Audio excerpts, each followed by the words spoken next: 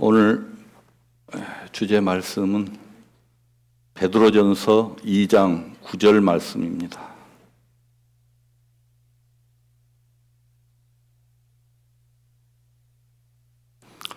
베드로전서 2장 9절 말씀. 찾으셨으면 제가 읽도록 하겠습니다. 오직 너희는 택하신 족속이요 왕같은 제사장들이요 거룩한 나라요 그의 소유된 백성이니 이는 너희를 어두운 데서 불러내어 그의 기이한 빛에 들어가게 하신 자의 아름다운 덕을 선전하게 하려 하심이라.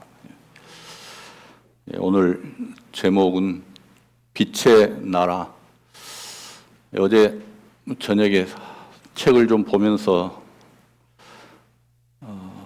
성경 속에서 이제 공부를 좀 하려고 준비를 하고 있는데 메시지가 와서 주제 말씀하고 주제 제목하고 주제 말씀을 좀 알려달라고 메시지가 왔는데 준비하고 있는 단계라서 제가 빛의 나라라고 이렇게 메시지를 보냈습니다. 그것은 내 심령 안에 가장 지금 핵심적인 주제로 떠올랐기 때문이고, 최근 들어서 제가 설교 내용도 그의 나라, 또 하나님 나라, 빛의 나라 이렇게 계속 이어지는 것 같습니다. 제게 주어지는 말씀이 그쪽 같습니다. 요즘 들어서 교회 안에 새로 이렇게 보여지는 얼굴들이 많이 있습니다. 저는 또 외지에 나가고 하기 때문에 인사하는 것도 못 들어봤고 서로 교제도 못 해본 분들이 있습니다. 요즘 들어서 교회 그런 분들이 많이 참석하시는 것이 우리 교회에서 기쁨이 되어지는 것, 또 우리에게 더 큰 책임감을 느끼게 해주는 것 같습니다. 그런 가운데서도 또 준비되어지는 말씀들이 있습니다. 우리가 많은 신앙생활을 해왔다 하지만은 우리가 찾지 않고 또 구하지 않고 그냥 형식적인 신앙생활을 해왔다면은 우리가 하늘에 있는 그 은혜로운 것들을 받아 누릴 수가 있겠느냐 하는 생각이 들어지면서 또 최근 들어서 많은 책임감도 또 느끼게 되어집니다. 교회 안에서 각자 맡은 직분들이 있지만은 저 또한 말씀을 또 맡게 되어지는 그런 직분을 받았기 때문에 거기에 대한 책임감도 있습니다. 또 이런저런 이야기도 듣고 하니까 더욱더 마음속에 부담이 되어지는 부분도 있습니다. 새로 참석하신 분들 교통은 없었지만은 어디서 신앙생활을 어떻게 하시고 오셨는지는 잘 모르겠습니다. 근데 우리나라만 해도 수많은 교단이 있고 또 교파가 있습니다. 기독교만 해도 장로교부터 해가지고 감리교, 성결교 여러 지파들이 있습니다. 침례교 해서 어디서 어떤 신앙생활을 하는지가 중요한 것이 아니고 사실 깊이 들어가 보니까 과연 내가 하나님께로부터 받은 생명이 있느냐, 이것이 가장 중요한 과제로 다가오는 것 같습니다. 어떤 교단의 교리에 따라서 우리 목사님이 그러니까 그런 그 말을 통해서 신앙생활을 하는 것이 아니고 정말 내 안에 하나님의 생명이 역사하느냐, 이것이 중요한 문제다. 그래서 우리 여수 생명교회는 제목부터가 생명교회입니다. 그런데 이 생명교회라는 제목은 그 교회 명칭은 있지만은 과연 우리가 이 생명이 어디서부터 왔고 이 생명이 어디까지이고 또 이 생명을 누리고 있느냐, 이 생명으로 살고 있느냐, 여기에 깊이 우리가 생각을 해봐야 된다, 이렇게 생각을 해봅니다. 그래서 오늘 드리고 싶은 말씀은 사실 빛의 나라라고 제목을 지었지만은 소 제목으로 복음을 전하는 뜻에서 요즘에 계속해서 우리 교회에서 복음을 전하는 데 힘쓰고 있지 않습니까? 그래서 이게 복음 상담도 상담자도 모집을 하고 또 그 상담자들을 통해서 이제 그 복음을 또 전하고 하게 되어지는데요. 사실 이 복음을 전하는 그 방법도 중요하지만은 우리 개개인이 성도들이 어떤 자세로 이 세상에서 복음을 전할 것인가, 우리의 마음이 더 중요하다, 이렇게 생각이 들어집니다. 어떤 처소에서 어떤 삶을 통해서 어떤 언어를 통해서 어떤 관계를 통해서 복음을 전할 것인가, 이것이 먼저 선행되어져야 된다. 물론 교회로 모셔와서 이 상담자들을 통해서 효과적으로 이렇게 상담을 할 수도 있고 전도 집회 때 또 이 말씀을 며칠 들음으로 복음을 전할 수도 있습니다. 효과적일 수 있죠. 그러나 지금 시대는 그런 시대가 아닙니다. 어디에서든지 우리 안에 있는 이 복음을 전할 수 있는 자세가 되어져 있어야지 되는 것이다. 그러니까 구원받아도 20년, 30년, 수십 년이 돼도 내 안에 있는 복음을 표현하고 전달하지 못한다는 것은 이것은 뭔가 잘못되어진 것이다, 이런 생각을 갖게 되어져서 누가 되었든지 간에 내 안에 있는 그리스도를 전달할 수 있는 그러한 기본적인 그러한 우리의 믿음은 가지고 있어야 된다, 이렇게 생각이 들어집니다. 믿음에는 나의 것이 아니기 때문에 하나님으로부터 온 것이기 때문에 이 믿음의 분량이 있습니다. 또 먹는 자가 있고 먹지 못하는 자가 있습니다. 수요일 날 우리 고승현 집사님께서 준비를 해온 내용 중에 교회 안에서 CCM송이나 복음성가로 예배에 사용할 수 있느냐. 예배라는 것은 교회 안에서 단체로 이렇게 드리는 예배도 있지만은 여러 방법의 예배가 있습니다. 이따가 말씀을 드리겠지만은 우리가 제사 음식을 먹느냐 먹지 못하느냐 이런 부분을 논한다는 것이 분란만 일어나는 것 같아요. 그러니까 먹고 못 먹고는 내 믿음 안에 있는 것이다. 믿음의 분량 안에 있는 것이다.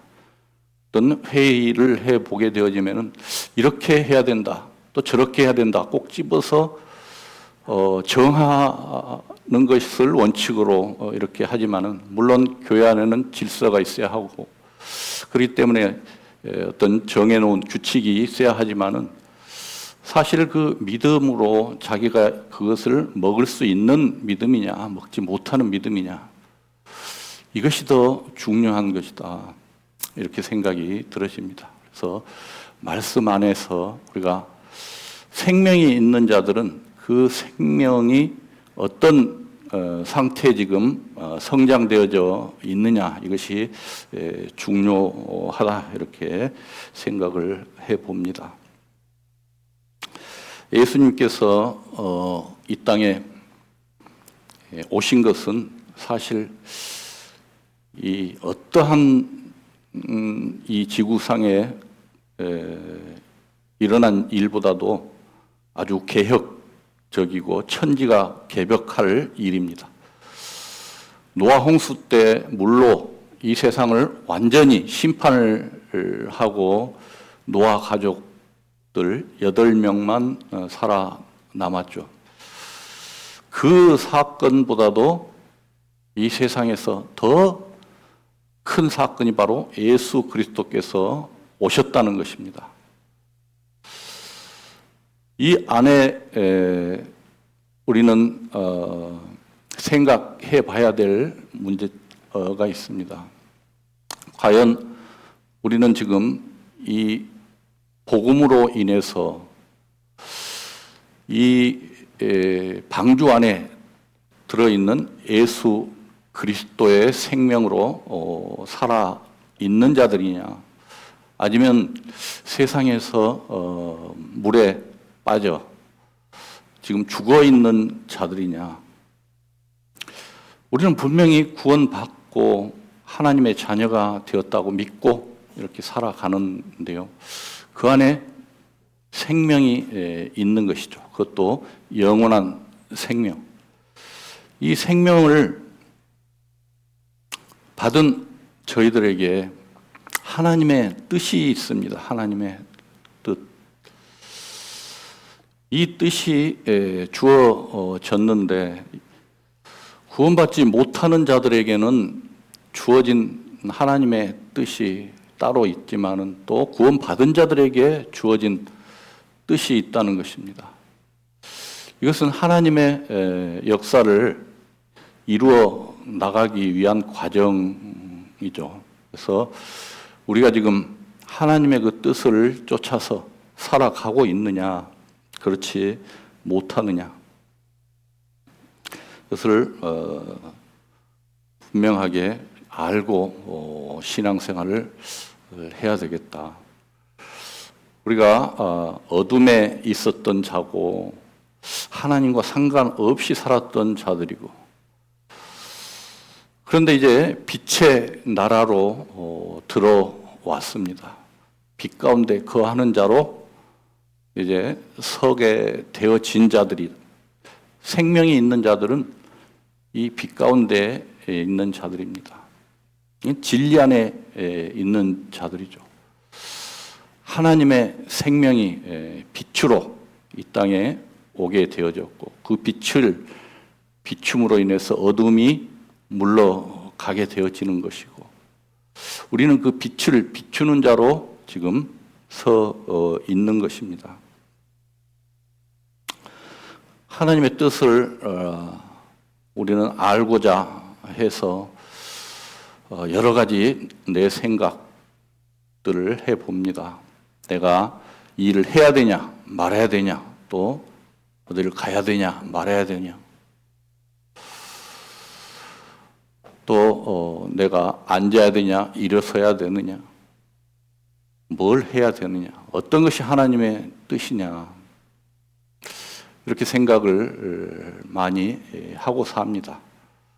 근데 하나님의 뜻은 이 광범위하겠지만은 우리가 가장 기본으로 알아야 할 하나님의 뜻, 이 뜻을 발견한 후부터 다른 뜻이 이어진다, 이렇게 생각이 들어져서 히브리서 10장을 보시겠습니다. 히브리서 10장.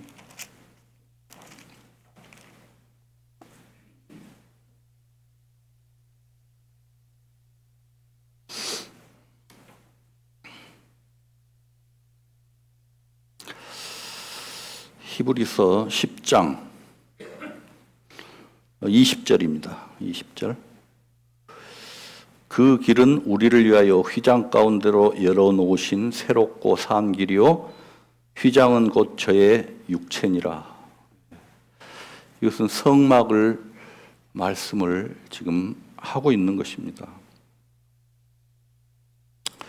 이 성막을 통해서 하나님의 뜻을 우리는 발견해 볼 수가 있습니다. 이 성막의 구조에 대해서는 많이 들어서 알고 있습니다. 성막이 3등분으로 이렇게 나눠지지 않습니까? 바깥들과 성소와 지성소. 지성소와 성소 이렇게 나눠지고 그 가운데 휘장이 이제 쳐져 있는데 이 휘장 가운데로 열어놓으신 새롭고 산 길을 우리는 보기만 한 것이 아니고 그 길을 통해서 그 생명이 있는 지성소까지 들어간 자들이다. 그래서 하나님을 만난 자들이다.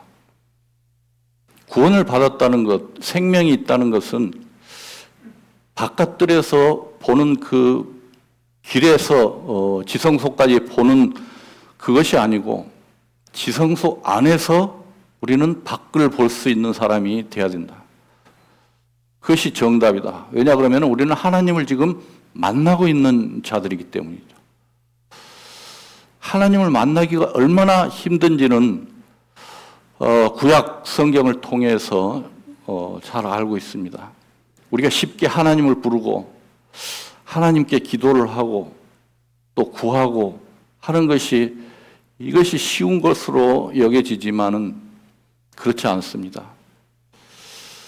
그 안에 하나님을 만나기 위해서 그 새롭고 산 길을 열어놓기 위해서 하나님께서 하신 그 일을 우리는 깊이 생각을 해봐야 되는 것입니다. 이 성소를 보게 되어지면은 하나님께서 우리를 사랑하신 태초부터 사랑하신 그 내용을 알 수가 있습니다. 하나님은 우리와 함께 하시기를 원했고 이거 말씀드리기 전에 데살로니가 전서 한 구절 더 보도록 하겠습니다. 데살로니가 전서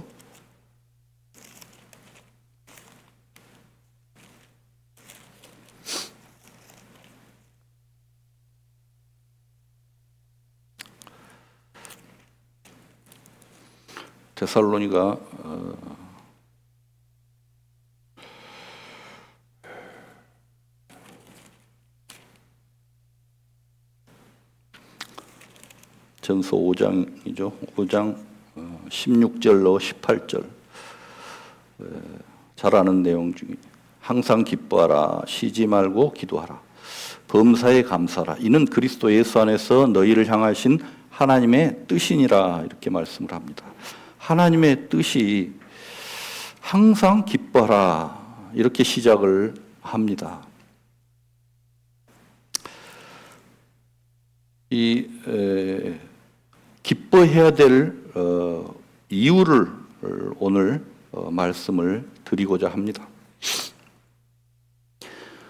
하나님의 뜻은 사람들에게 기뻐하는 것, 또 기도하는 것, 범사에 감사하는 것 이렇게 나와 있는데요. 왜 기뻐해야 되느냐? 하나님은 기쁨 자체신 것입니다. 에덴 동산을 만들 때 하나님은 기쁨의 동산을 만드셨습니다. 에덴 동산이라는 것은 기쁨의 동산이라고 풀이할 수가 있습니다.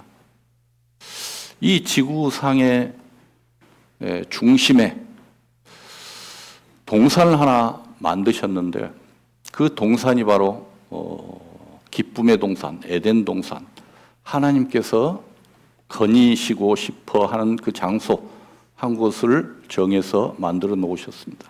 그것이 세상 중심이 되는 것입니다. 그 세상 중심에서 무엇을 하려고 하느냐? 기쁨 가운데 사람을 지으셨습니다. 그래서 우리는 기쁨 가운데 태어난 자들이죠. 그래서 처음부터 우리는 기쁨으로 태어난 자이기 때문에 우리는 기뻐해야 될 존재라는 것이죠. 우울함과 여러 가지 세상에서 불편하고 어려움 가운데 있다는 것은 하나님의 뜻하고는 거리가 먼 것입니다. 그 기쁨의 동산에서 하나님은 우리를 만나기를 원하시고 함께 하시기를 원하신 것이죠. 그래서 이 기쁨의 동산에서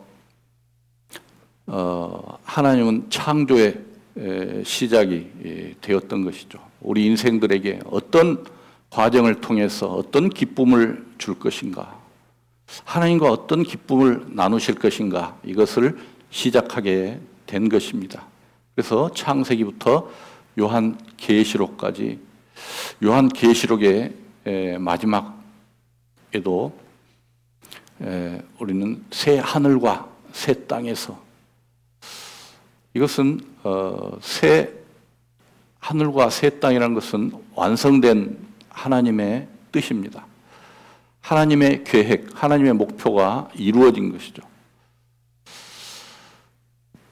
이 에덴 동산에서부터 시작한 이것이 사단 마귀로 말미암아 우리가 죄 가운데 빠짐으로 우리는 하나님과 관계가 끊어져 버린 상태가 되어 버렸죠. 하나님께서는 그것을 실패로 여기지 않고 완성시켜 나가는 과정에 놓여져 있는 것입니다. 그래서 그 에덴 동산에, 그 기쁨의 동산에 죄가 함께 할 수는 없기 때문에 죄에 대한 모든 것들은 쫓아내어 버렸죠. 그 에덴 동산이라는 것이 바로 세상 중심인데요. 그 세상 중심에서 왜 시작을 했을까? 하나님께서는 세상 중심에서 시작한 것은 이 에덴 동산뿐만 아니라 이 세상 중심, 이 세상, 이 지구가 모두 하나님의 기쁨의 동산이 되어지기를 계획했던 것이죠. 그래서 이 실패한 것을 예수 그리스도를 통해서 완성시키고, 예수 그리스도께서 빛으로 이 땅에 오셔서 그 어둠을 물리치고 이 세상에 있는 어둠의 나라를 빛의 나라로, 그리스도의 나라로 완성시켜서 이것을 하나님께 바치게 되어지면은 그것이 완성되어지는 것입니다. 그 과정에 놓여 있어 우리는 그 일에, 그의 뜻에 따라서 살아가는 존재가 되어진 것입니다. 우리가 그 길을 알고 있지 않습니까? 성경의 요한계시록까지 나와 있는 내용, 그 완결편은 기쁨의 동산을 완전히 회복한 것이죠. 그 과정에 우리를 들어서 쓰신다 이 말입니다. 사람이 무엇이간데 우리를 하나님의 일에 함께 동참시켜서 우리를 통해서 일하신단 말입니다. 하나님께서 세상을 구원할 능력이 없습니까? 하나님의 전지전능하심으로 할 수 없느냐고요. 근데 우리를 들어서 쓰신다. 이것은 너무도 축복된 것이죠. 너무도 큰 복을 타고난 것입니다. 그러나 하나님은 공의를 지키십니다. 죄와는 함께 할 수 없으므로 그 에덴 동산에서 우리를 쫓아내시고, 죄에 관한 것을 쫓아내시고 불칼로 그 에덴 동산을 막아 놓았습니다. 그 화영검으로 막아 놓았습니다. 거기에 들어가기 위해서는, 다시 에덴 동산에서 기쁨을 누리기 위해서는 그 그 기쁨을 찾기 위해서는 재물이 필요한 것이고 죽어야 되는 것입니다. 그것이 하나님의 법입니다. 그 에덴 동산에 그 불칼에 죽은 예수 그리스도 독생자를 통해서 우리는 다시 회복이 된 것입니다. 우리가 지성소에서 하나님을 만나 뵌 것도 그 휘장이 찢어짐으로 인해서 예수 그리스도께서 희생됨으로 말미암아서 하나님을 만나게 된 것이죠. 그래서 우리의 신분은 이제 그 지성소 안에 있는 자, 그 실체가 우리가 된 것입니다. 세상 사람들이나 종교자들은 이 바깥에서 세상에서 그곳을 향해서 가려고 힘쓰고 노력하는 자들이지만은 구원받은 우리는 이제 그 지성소 안에서 바깥 길을 내다볼 수 있는 자들이 된 것입니다. 내가 곧 길이요 진리요 생명이니 나로 말미암 자는 아버지께로 올 자가 없느니라. 그러니까 바깥들이 길이 되는 것이고 성소가 진리, 길이요 진리요 생명이요. 우리는 진리 안에서 머물러 있는 자들이 아니고 생명을 가진 자, 지성소 안에 있는 자들입니다. 그리스도의 생명을 가진 자들이고 하나님과 대화할 수 있는 자들로 온전한 모습으로 이루어졌다는 사실입니다. 그러면은 우리가 그것을 들어가려고 힘쓰고 애쓰고 노력하는 자들입니까? 아니면은 그곳에서 세상을 바라보면서 하나님의 뜻을 이루어 나갈 자들입니까? 하나님의 뜻 구원받지 못한 자들에게는 요한복음 6장 40절 내 아버지의 뜻은 아들을 보고 믿는 자마다 영생을 얻는 이것이니 구원받지 않은 자들에게는 우리가 그들을 영생을 얻는 그러한 사역을 맡은 자들입니다. 이것은 누가 정해져서 하는 것이 아니라 생명이 있는 자들은 누구나 그 일을 맡아서 해야 되는 것이죠. 그 지성소 안에서 바라보면은 세상이 보여지죠. 그래서 우리가 교회 안으로 이 생명이 있는 여기서 모여서 우리가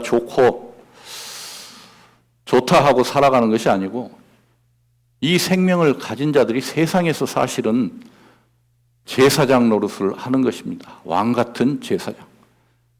왕이 어디 이 성막 안에 있습니까? 바깥 세상에 있지 않습니까? 그래서 우리는 왕 같은 제사장 노릇을 하려면은 세상을 나가야 되는 것이죠. 세상 안에서 진리를 전파하는 자가 되어야 되는 것이죠. 이것이 우리의 사명이고 하나님의 뜻입니다. 이미 하나님께서 우리를 온전한 자로 이루어 놓으셨다. 지성소 안에 들어갈 수 있는 자로 우리를 온전한 자로 세워 놓으셨다. 이것이 신앙의 기본이 되어야 되는데 항시 내 부족한 것을 바라보므로 거기에 들어가려고 애쓰는 삶이 우리에게 주어진다 그러면은 그것은 지금 하나님의 뜻과 거리가 먼 것이다. 구원받지 않은 자들이 그 지성소에 들어가려고 애쓰고 노력하는 것입니다. 그래서 이 세상을 에덴 동산으로 만들려고 하나님께서 하신 것이 아니고 하나님은 그 중심에서 우리를 변화시키고 세상을 변화시키고 또 세상에서 그 복음을 넓혀가고 완성시키는 것이 하나님의 뜻입니다. 이 일을 우리와 함께 하는 겁니다. 우리가 변화를 받았으니까 이 변화받은 것을 확장시켜 나가는 세상에서 그리고 이 확장된 것을 완성시키는 것이 바로 하나님의 뜻이다. 이것은 에덴 동산에서부터 시작해서 새 에덴 동산인 새 예루살렘, 하늘에서 내려온 새 예루살렘이 되는 것입니다. 이것이 말씀을 통해서 이루어진 사실이고 우리의 현실 속에서는 그것을 느끼지 못하고 살아가지만은 우리의 관점은 변해야 된다. 현실은 그렇지 못하지만은 우리가 생각하고 있는 그런 관점이 이루어진 상태에서 우리가 시작하는 것이지 이루려고 애쓰고 힘쓰는 삶이 되어져서는 안 된다. 이것은 예수 그리스도께서 우리를 통해서 이루어 놓은 그 사실을 부인하는 것입니다. 우리의 신분 자체, 구역 모임에서 어느 자매님께서 존재감에 대해서 간증을 하면서 참 존재감이 없이 세상을 살았었다. 무시받고 세상에서. 그렇지만은 이제는 참 교회 다니면서 존재감을 되찾았다. 그 존재감이라는 것이 나의 자존을 세우는 것으로 끝나버렸으면은 참으로 그것은 무익한 것이었지만은 그 후에 나온 간증이 주 안에서 존재감을 찾았다. 그런 간증을 해서 안도의 한숨을 쉬었습니다. 주 안에서 우리의 존재감을 찾는 것이지 세상에서 어떤 세상 것으로 내 존재감을 찾는 것이 아니다는 것이죠. 그래서 하나님께서 우리에게 원하시는 것은 이 땅끝까지 천국 복음을 전하는 것이고 이 천국 복음을 전하기 위해서는 분명히 수반되어야 되는 것이 하나님의 뜻, 기쁨이다. 기쁨이 없이는 그 뜻을 전달하기가 어려운 것입니다. 내 안에서부터 나오는 그 기쁨, 이것은 하나님의 것입니다. 또 우리에게 주신 것입니다. 그래서 오늘 상담자를 모집을 하는데요. 그 상담의 어떤 방법을 기술을 전달할 수도 있습니다. 그러나 구역에서도 말씀을 드렸습니다만 내 안에 있는 그 기쁨을 한번 생각을 해보자. 내가 지금 받은 기쁨이 어떤 기쁨을 가지고 있는지 이것을 한번 10가지만 나열을 해보자. 10가지만. 그래서 이것이 나에게 정립이 돼서 이 기쁨의 10가지를 꼭 10가지뿐만 아니겠죠. 이 10가지를 하나하나 누구에게든지 어디에서든지 전달할 수 있는 그런 준비가 되어 있는 자들이 상담자가 되는 것이다. 어떤 기술만 배워가지고 되는 것이 아니라 정말 내가 기쁨 가운데 있느냐. 그것이 하나님의 뜻이기 때문이죠. 그것은 하나님께서 처음부터 이 땅에 시작한 것이 기쁨을 주시기 위한 것이고 하나님의 기쁨이 되기 위한 것이기 때문이죠.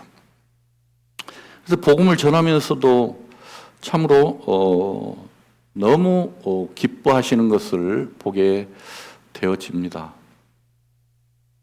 복음 전하는 자들, 사도 바울은 맨몸으로 로마를 복음화시켰습니다.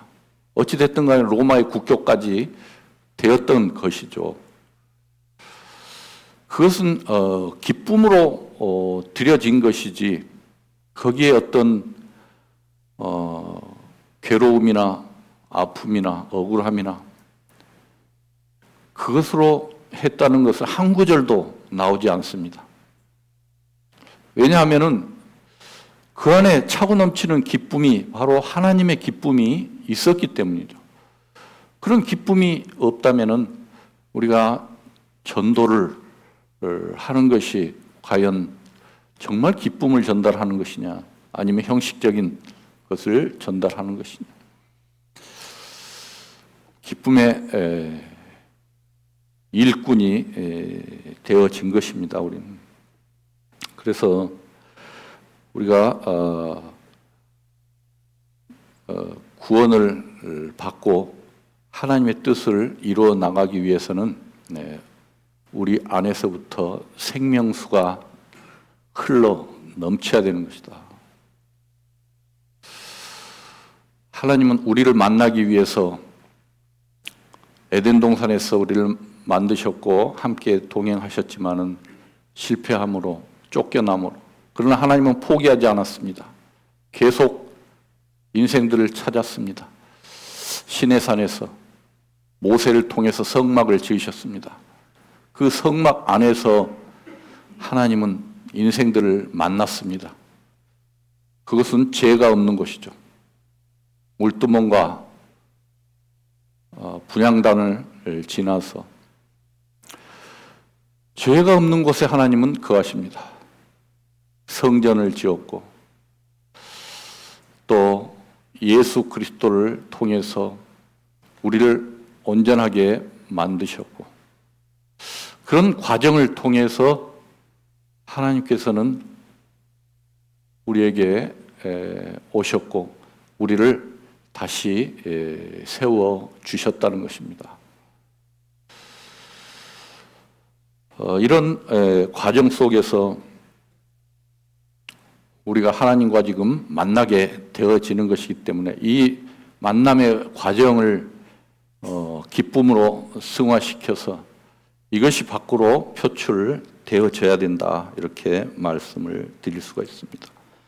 구원받은 자에게 주시는 바로 그 뜻이 항상 기뻐하라, 이런 말씀입니다. 시간상 쉬지 말고 기도하라, 범사에 감사하라. 그는 그리스도 안에서 우리를 향하신 하나님의 뜻이니라. 기도와 감사의 내용은 오늘은 다음에 또 시간이 되면 하도록 하겠습니다. 그래서 말씀을 몇 구절 찾아보겠습니다. 이사야 51장입니다. 이사야 51장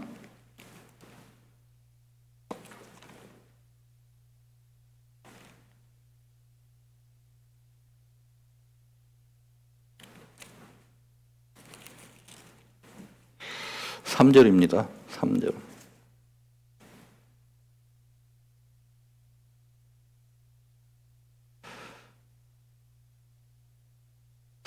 (3장) 51절 3절. 대저나 여호와가 시온을 위로하되 그 모든 황폐한 곳을 위로하여 그 광야로 에덴 같고 그 사막으로 여호와의 동산 같게 하였나니 그 가운데 기뻐함과 즐거워함과 감사함과 창화하는 소리가 있으리라. 여기에 기뻐함과 즐거움과 감사함과 창화, 이게 찬송함이라는 뜻입니다. 찬송함이 있다는 뜻입니다. 이것이 에덴이 되는 것입니다. 그러니까 내 안에 그 에덴이 어떤 지역을 뜻하는 것이죠. 세상 중심은 이스라엘이나 레바논이나 시리아 이쪽이 중심이 되겠죠. 옛날에 지금은 5대양 6대주로 나눠 있지만은 처음에는 한 대륙으로 되어 있지 않습니까? 그 세상 중심에서부터 이제 하나님의 뜻이 펼쳐져 나가기 시작한 것입니다. 그래서 이 에덴, 이것은 기쁨의 동산이 되는 것이죠. 여기서 시작을 한 것입니다. 거기서는 기쁨이 시작이 된 것입니다. 스가랴서를 한번 보시겠습니다. 스가랴서. 저 구약 마지막 부분입니다. 말라기 바로 앞에 스가랴가 있습니다.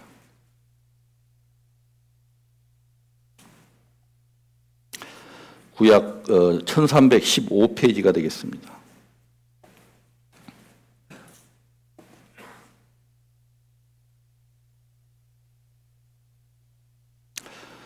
(10절입니다) 2장 10절. 여호와의 말씀에 시온에 따라 노래하고 기뻐하라. 이는 내가 임하여 내 가운데 거할 것임이라. 이게 기뻐해야 될 이유가 바로 네 가운데 거할 것임이라. 시온은 시온에 따른 이스라엘을 보고 하는 말씀입니다. 그러나 구원받은 저희들에게도 해당되는 말씀입니다. 예수 그리스도께서 이 땅에 오셔서 우리 가운데 거하기 위해서 오셨습니다. 그래서 그분이 우리 가운데 거했다는 사실이, 거하고 있다는 사실이 우리의 기쁨이 되는 것입니다. 우리 가운데 거해서 그분의 뜻을 이루어 나간다는 것입니다. 그래서 교리 중에서도 임마누엘 신앙이 있습니다.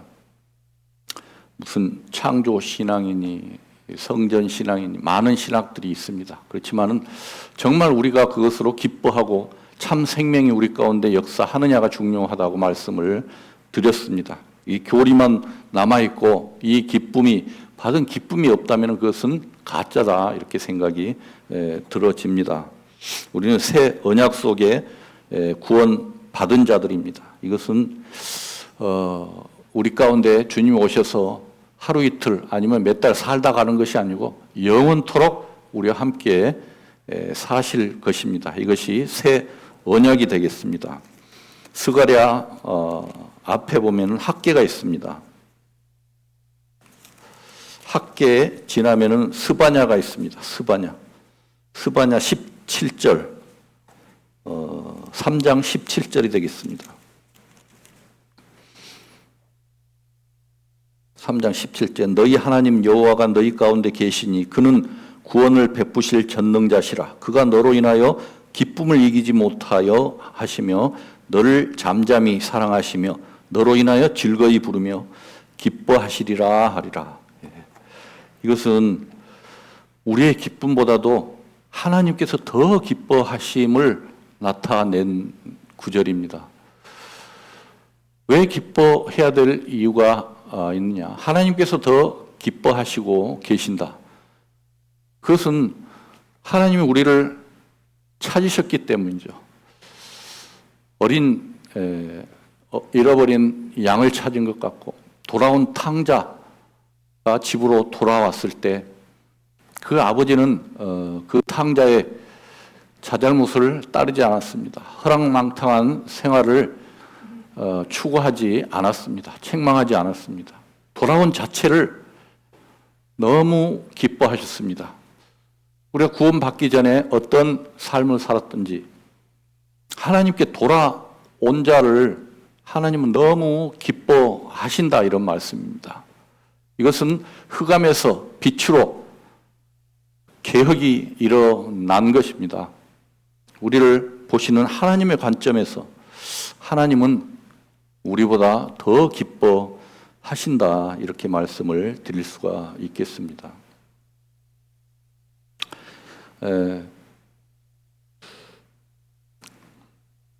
말씀 한 구절 더 보면 이사야 46장입니다. 이사야 46장.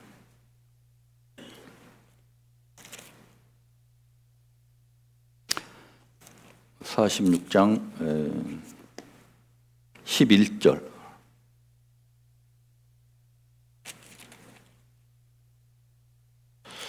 46장 10절입니다. 10절. 내가 종말로 처음부터 고하며 아직 이루지 못한 일을 애적부터 보이고 이르기를 나의 모략이 설 것이니 내가 나의 모든 기뻐하는 것을 이루리라 하였노라.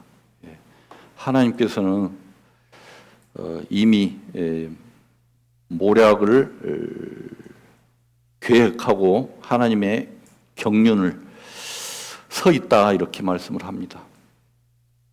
이미 우리를 어느 존재가 되기까지 정해 놓으셨다 이런 말씀입니다. 이것은 우리의 기쁨이 될 수가 있는 것이죠. 세상에서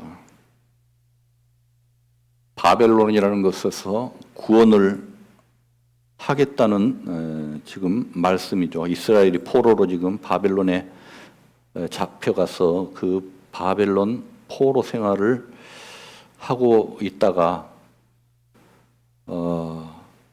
그들이 해방을 맞습니다. 이제 예루살렘으로 돌아가야 할 그 시점이 된 것이죠. 그런데 여기에 보니까 지금 48장 3절에 보시니까 48장 3절에 여호와께서 가라사대 내가 애적에 장래사를 구하였고 내 입에서 내어 보였고 내가 호련히 그 일을 행하여 이루었느니라. 그 포로 생활 바벨론에서 해방을 시켰는데 거기서 11절 다시 46장 11절에 보시겠습니다. 46장 11절 내가 동방에서 독수리를 부르며 먼 나라에서 나의 모략을 이룰 사람을 부를 것이라. 내가 말하였은즉 정령 이룰 것이요 경영하였은즉 정령 행하리라. 지금 동방에서 사람을 불러서 이 사람이 바로 바사 제국의 고레스 왕을 통해서 해방을 시켜주지 않습니까? 그런데 이런 해방을 받았는데도 여전히 바벨론에서 안주하고 거기서 예루살렘으로 돌아오지 않는 자들을 지금 책망을 하는 내용이 있습니다. 세상이 안주를 하는 것이죠. 우리가 지금 포로에서 해방이 되었고 어둠에서 빛의 나라로 옮겨 놓으셨는데 여전히 그 어둠 속에서 돌아오지 않고 그 어둠에 안주하고 있는 것을 말하고 있습니다. 바벨론에서 포로 생활을 70년 동안 하다 보니까 거기가 좋은 거예요. 거기에 안주가 된 거예요. 자기 신분을 망각하고 있는 거죠, 지금. 그 세상이 좋은 것입니다. 세상의 모든 것들이 나를 지금 사로잡고 있어요. 거기서 해방을 시켰으면 이제 빛으로 와야 된다는 것입니다. 새 예루살렘으로 돌아와야 되는 것이죠. 그런 내용을 지금 말씀을 드리고 있습니다. 우리가 현실에 바뀐 것은 없습니다. 그러나 현실에서 그 현실만 바라보고 거기서 만족을 취하려고 하는 것이 아니고 그 바꿔놓은 관점을 생각을 해봐야 됩니다.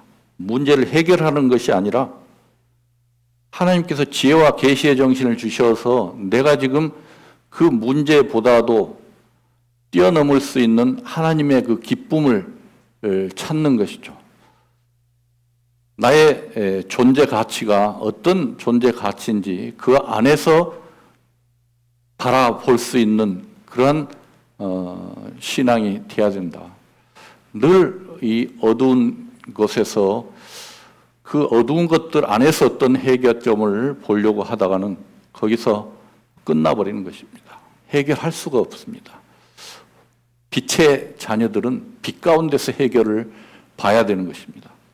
빛으로 돌아오고 나면은 모든 것이 해결이 되어지는 것입니다. 그것이 하나님의 나라고 빛의 나라가 되는 것이죠. 우리가 돌아갈 것은 그 빛 가운데로 돌아가는 것입니다. 계속해서 세상은 우리를 얽매어 가고 있고 우리를 그 어두운 가운데서 놓아주지 않습니다. 그러나 우리의 신분이 바로 그 지성소 안에 있는 신분이고 하나님의 우편에 앉아있는 존재다. 그 실체에서 시작을 하고 바라볼 수 있는 그러한 하나님의 놀라운 은혜 가운데 놓여 있는 자들이다. 이렇게 말씀을 드릴 수가 있습니다. 하나님께서는 예수 그리스도를 통해서 우리의 죄사함뿐만 아니라 이 세상의 모든 일도 회복하러 오신 것입니다. 그것이 바로 빛으로 어둠을 밝혀 주시는 것입니다. 우리가 계속 세상 것에 얽매여 있다면은 그것은 하나님께서 원하시는 그 기쁨 안에 있는 것이 아니고 사단 마귀가 주는 것으로 지금 포로가 되어 있는 상태입니다. 48장 이사야 48장 11절 보시겠습니다. 11절 내가 나를 위하여 두 번이나 반복을 합니다. 이를 이룰 것이라. 어찌 내 이름을 욕되게 하리요. 내 영광을 다른 자에게 주지 아니하리라. 야곱아 나의 부른 이스라엘아 나를 들으라. 나는 그니 나는 처음이요 마지막이라. 하나님께서 자신을 위해서 이루신다. 에덴 동산에서부터 새 예루살렘까지 모든 과정을 하나님께서 정리해 나가신다. 이루어 나가신다. 완전함에 이루게 하신다. 그 누구도 거기에 주인이 될 수가 없는 것입니다. 그것을 이루시는 분은 하나님이시고 하나님께서 우리를 쓰시고 계시는 것이다. 밑에 보면 20절입니다. 48장 20절. 너희는 바벨론에서 나와서 갈대아인을 피하고 즐거운 소리로 이를 선포하여 들으며 땅 끝까지 반포하여 이르기를 여호와께서 그 종 야곱을 구속하셨다 하라. 바벨론에서 나와서 땅 끝까지 반포하여 이르기를 여호와께서 그 종 야곱을 구속하셨다. 이스라엘을 구원해 내셨다. 22절에요. 여호와께서 말씀하시되 악인에게는 평강이 없다 하셨느니라. 거기에서 계속 놓여 있는 자들, 그 바벨론 안에 놓여 있는 자들에게는 평강이 없다. 그들은 죄인이다. 어둠에 여전히 있는 것이다. 이렇게 결론을 내을 수가 있습니다. 그래서 우리에게 주신 사명이 그 어둠에 나와서 빛 가운데서 빛의 자녀처럼 그 나라를 전파하는 자가 된 것이죠. 우리는 회복되어진 자들입니다. 그 빛 가운데 거하는 자들은 자존심, 이기심, 다 그 어둠에 있던 것들, 그 빛 가운데로 오게 되어지면 해결되어지는 것입니다. 나의 옳은 것, 내가 생각하고 있는 그 세상 윤리, 도덕, 그 어둠의 것들, 사람이 가지고 있는 것들, 여기서 해방되어져야 된다는 것이죠. 우리는 그 사실을 알고 있지만 늘 깨어있지 아니하면은 그 속에서 헤매고 있는 것을 발견하게 되어집니다. 거기서 헤맬 때마다 우리는 다시 그 지성소 안에서 출발을 해야 되는 것이죠. 그 지성소 안으로 들어가려고 힘쓰고 애쓰는 것이 아니고 우리의 삶은 기쁨이 충만되어져야 되는 것이다. 이렇게 말씀을 드릴 수가 있습니다. 그래서 이 복음을 전하는 자들에게 주신 그 기쁨을 몇 구절만 보고 마치도록 하겠습니다. 사도행전 5장 40절입니다. 사도행전 5장 40절.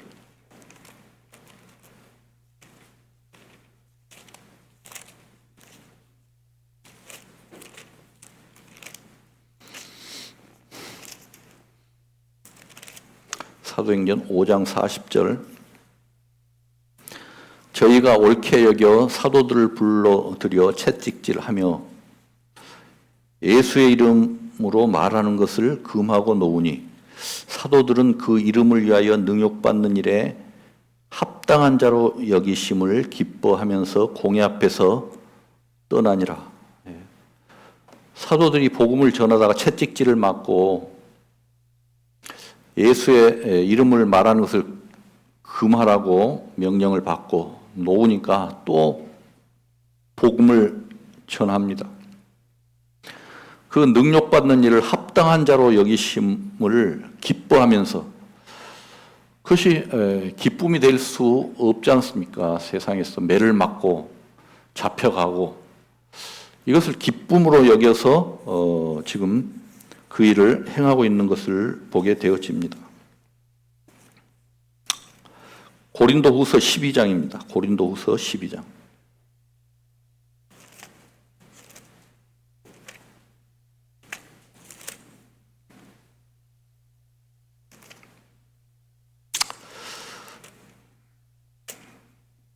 (10절) 9절부터 보겠습니다. 9절 10절 보시겠습니다. 고린도후서 12장 9절. 내게 이르시기를 내 은혜가 내게 족하도다. 이는 내 능력에 약한 데서 온전하여 짐이라 하신지라. 이러므로 도리어 크게 기뻐함으로 나의 여러 약한 것들에 대하여 자랑하리니 이는 그리스도의 능력으로 내게 머물게 하려 함이라. 그러므로 내가 그리스도를 위하여 약한 것들과 능욕과 궁핍과 핍박과 곤란을 기뻐하노니 이는 내가 약할 그때 곡하함이라. 여기서 능욕, 궁핍, 핍박, 곤란을 기뻐한다 이렇게 말씀을 하고 있습니다. 이것은 말이 안 되는 소리죠. 그러나 성령께서는 말이 되게 하십니다. 우리 가운데 성령이 역사하시면 이것이 말이 되는 것입니다. 한 구절 더 보겠습니다. 골로새서 1장입니다.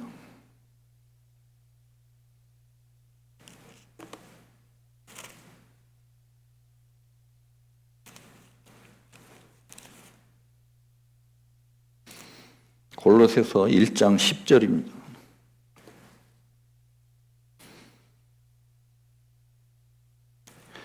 (1장 9절부터) 보겠습니다. 9절. 이로써 우리도 듣던 날부터 너희를 위하여 기도하기를 그치지 아니하고 구하노니 너희로 하여금 모든 신령한 지혜와 총명의 하나님의 뜻을 아는 것으로 채우게 하시고 주께 합당히 행하여 범사에 기쁘시게 하고 모든 선한 일에 열매를 맺게 하시며 하나님을 아는 것에 자라게 하시고.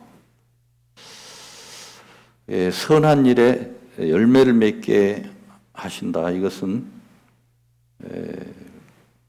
하나님의 기쁨, 하나님의 뜻을 나타내는 것이다. 이렇게 말씀을 하고 있습니다. 24절에 보시면 24절에요. 내가 이제 너희를 위하여 받는 괴로움을 기뻐하고 그리스도의 남은 고난을 그의 몸된 교회를 위하여 내 육체를 채우노라. 내가 이제 너희를 위하여 받는 괴로움을 기뻐하고 이렇게 말씀을 하고 있습니다. 그러니까 사도 바울은 이 고난을 기쁨으로 여깁니다. 사도 바울뿐만 아니라 이 복음을 전하면서 받는 그 핍박들을, 이것을 기쁨으로 여기는 것은 그 안에 이미 하나님의 나라가 이루어진 사실을, 그것을 믿기 때문이죠.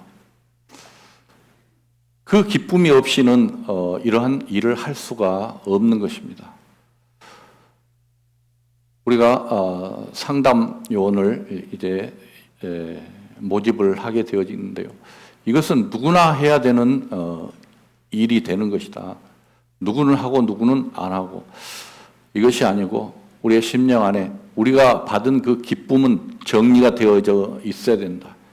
이것은 성경 안에서 말씀을 준비해서 그것이 내 안에 준비가 되어졌을 때 우리는 그 나라를 전파할 수가 있는 것이지, 무턱대고 어떤 일을 해보려고 하면은 어렵습니다. 내 안에 있는 그 기쁨이 충만해야 되는 것입니다. 세상 사람들은 이 행복과 기쁨, 이 행복과 기쁨은 틀린 것입니다. 행복을 위해서 행복을 추구하고 살아갑니다. 그러나 그 행복은 파랑새가 되어서 날아가 버리고 맙니다. 그러나 이 기쁨은, 하나님으로부터 온 기쁨은 영원한 것입니다. 사람들이 추구하는 그 행복이 아니라 하나님으로부터 온 그 기쁨, 이것이 우리 가운데 충만해야 된다. 그래서 이 기쁨의 일에 동참하는 그러한 삶이 되어져서 우리가 죽을 때까지 이 기쁨이 넘쳐야 된다. 세상 사람들이 그 기쁨은, 그 행복은 여자들이 우스갯소리로 하는 그 내용을 어디서 들었습니다. 여자가 50이 넘고 나면은 배우나 안 배우나 똑같다고 그럽니다.